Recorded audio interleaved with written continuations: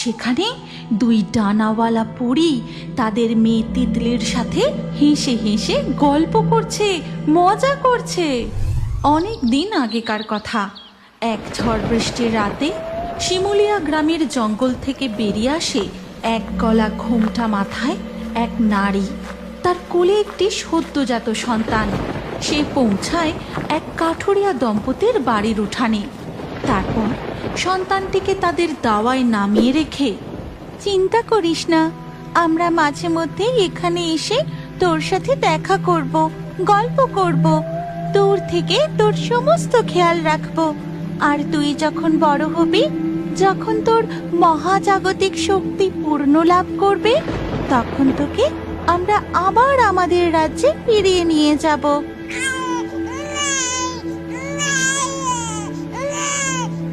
গিন্নি, তুমি শুনতে পাচ্ছ? বাইরে কোনো বাচ্চা কাঁদছে না? হ্যাঁ, তাই তো। এই দুর্যোগ ভরা রাতে বাচ্চার কান্নার শব্দ। চলো তো বাইরে গিয়ে দেখি একবার। তখনই সেই নারী কাঠুরে দম্পতির কথা শুনতে পায়। বোঝা যায় তারা ঘর থেকে বাইরে আসতে চলেছে। এবার যে আমায় চলে যেতে হবে, আর কাঁদিস না।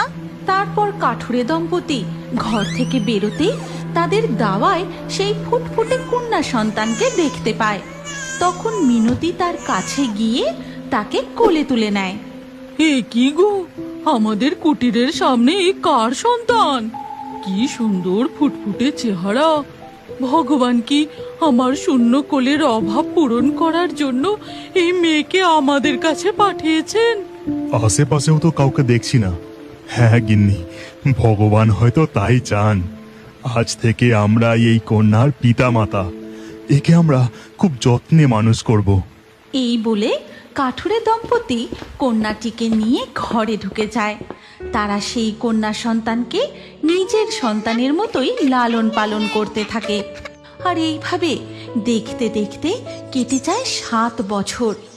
এমনই একদিন সকালে, মা, আমি খেলতে যাচ্ছি। আমার বন্ধুরা আমাকে কখন থেকে ডাকছে। তারা যে আমার জন্য অপেক্ষা করছে। ঠিক আছে তিতলি মা, কিন্তু সাবধানে, বেশি লাপালাপি দৌড়দৌড়ি করিস না। ঠিক আছে মা, এখন আমি চললাম। এই কথা বলে তিতলি মনের আনন্দে ঘর থেকে বেরিয়ে কিছুটা দূরে নদীর পাশে সেই গাছটায় চড়ে বসে। তারপর, আমরা কখন থেকে তোমার জন্য অপেক্ষা করছি। তুমি ছাড়া আমাদের খেলতে একটুও ভালো লাগে না। হ্যাঁ তিতলি, তুমি আমাদের সব থেকে প্রিয় বন্ধু। তোমার সাথে